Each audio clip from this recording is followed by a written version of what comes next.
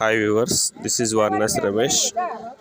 మీకు నేను ఇప్పుడు ఒక 5 రకాల సముద్రపు చేపలని పరిచయం చేస్తాను. మీకు తెలిసిన చేపలే.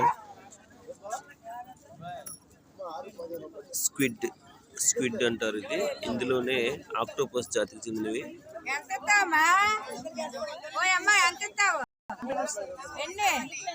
ఫ్రెష్ చేపలు అవటం చేత మెరుస్తున్నాయి.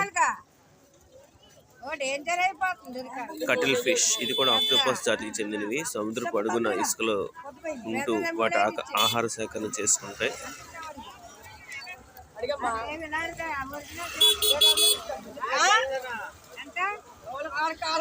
మొట్ట అంటారు ఈ చేప.